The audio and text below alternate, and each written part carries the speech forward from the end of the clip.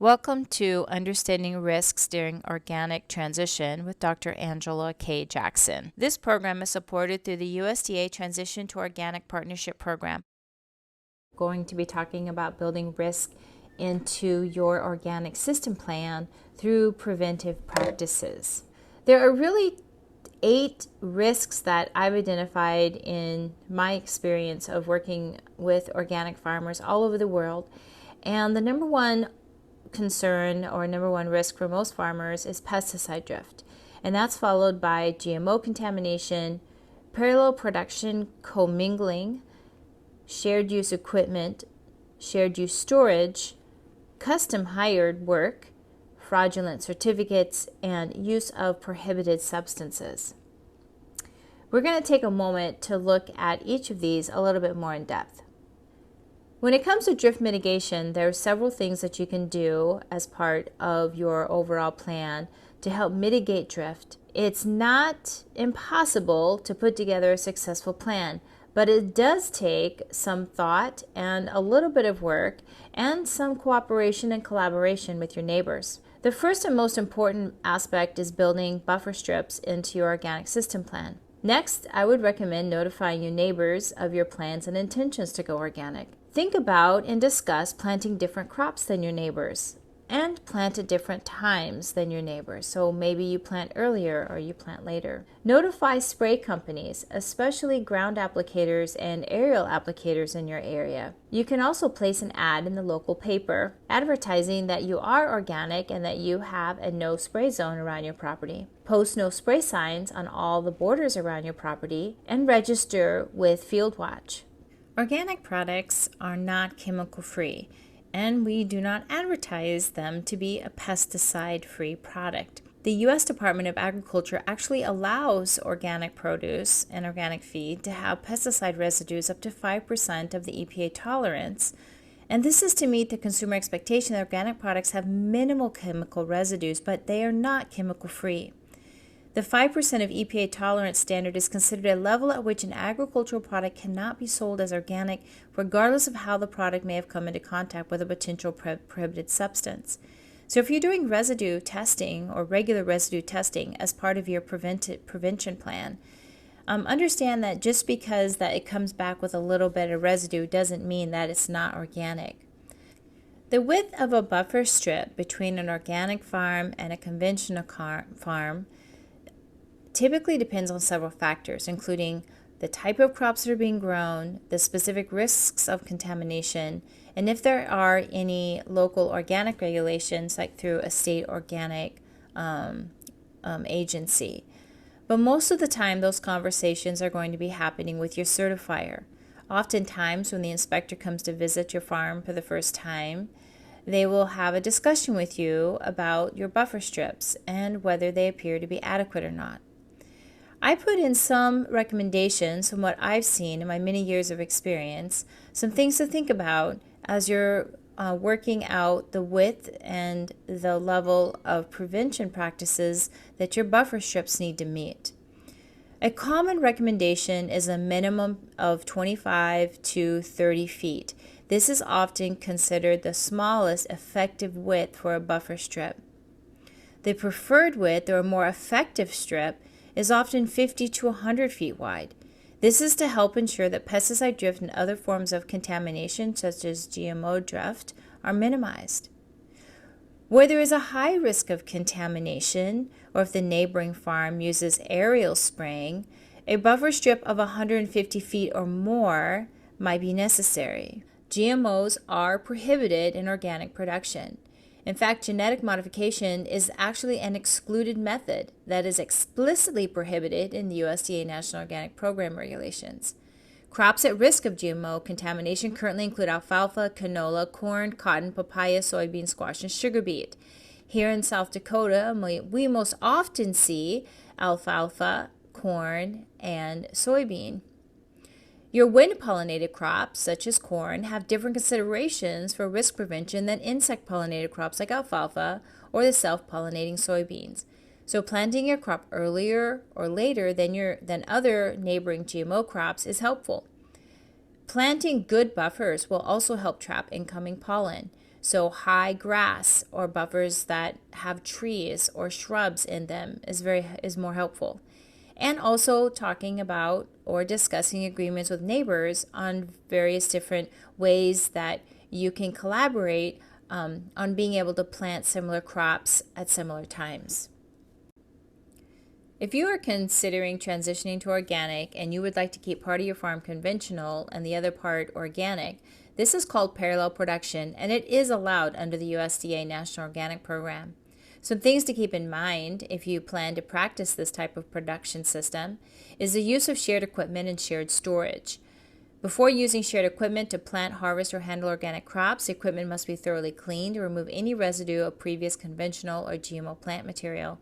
Organic crop can be used to purge combines and similar equipment, provided that that purged product is not sold or represented as organic.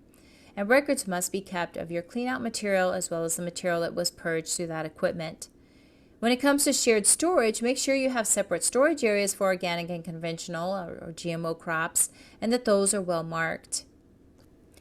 Additional preventive practices as you're transitioning into organic is to think about the custom hired work that you have on your farm. Training custom hire applicators on organic rules is always a best practice, and ensuring that they sign the clean out affidavit records for you and that you keep a copy of those for your organic certifier that attests to the fact that you had the equipment cleaned out before they arrived on your farm.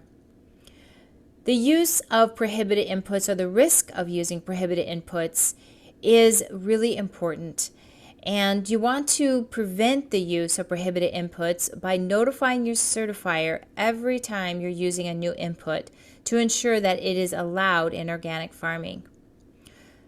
OMRI lists also are available online for you to check. So if you purchase a product and it has the OMRI logo on it, you still do need to check to make sure that that OMRI registration is still in effect, and your certifier can help you do that. So I recommend, whether it's OMRI certified or not, that you still check with your certifier on the validity and use of the product. And then also check your labels for the USDA National Organic Seal or certifier information on the bag. And this is particularly important if you're purchasing seed or feed for your livestock. So look for that USDA NOP logo and keep those bag tags for your certifier in case they want to see them at the time of inspection. The third point is certificates. You're going to want to obtain organic certificates for all of your off-farm feed, food, and seed products that are used in products that you produce for human or animal consumption. So if you're feeding product to animals, you'll want to make sure it's 100% organic. So you'll want to keep the bag tags and other information for your certifier, and at the same time you're going to want to obtain organic certificates for those products. So just having the bag tags isn't enough. You will need to reach out to the manufacturer in order to get that organic certificate. And the last point I want to talk about is fraud. I have seen more than once, unfortunately, in my career, invalid organic certificates being accepted for organic product used in active production. You want to make sure that all organic certificates that you are receiving in for these off-farm inputs is valid. So check those expiration dates. Make sure that they are still valid. You'll also want to check the USDA Organic Integrity Database to ensure that they haven't been suspended or canceled from the program. And you can always check with your certifier as well. If you're not sure, they can guide you and help you in understanding whether that certificate is valid or not. And then you want to check those labels for the certified by and make sure that the certificate that you're receiving matches up to the label on the bag. So here I'm actually standing on a neighbor's conventional field, and behind me is an organic farm. You can see the organic no spray sign that's posted prominently on all edges of the property. This side of this border, there's about 30 feet of grass buffer. And on this side of the conventional field, there's about another 30 feet of grass buffer. You'll also notice a row of trees here that offers also some protection from drift. And one of the things I wanted to point out here is the width of this buffer. You notice that in totality, it's about 60 feet. We have an arrangement with the farmer that when they spray, they notify us, or if they have to spray, that we work that out with them so that we choose a day when the wind is blowing away from the property and there are not favorable conditions for an inversion. So one of the things that I think about when I'm planning my crop rotations is planting crops that are not the same as my neighbors. And so one way that I do that is by having a conversation with my neighbors to just say, okay, are you planting corn this year? And then maybe I'll plant beans, or if you're going to be in alfalfa for 3 years, maybe that'll be the year that I take my land out of alfalfa and put it into crop rotation, so there's not that risk of lesser of a risk of cross-contamination. So I work with my neighbors on planting diverse and different crops than they plant. And every farm is different. Every situation is different. Now, a lot of people ask me, is there a rule about how wide that a buffer strip needs to be around my farm? And the answer is there's no specific regulation that states your buffer strip needs to be 60 feet wide or 30 feet wide and it needs to have trees. Instead, really, certifiers approach it on a case-by-case basis, looking at your risk to the operation.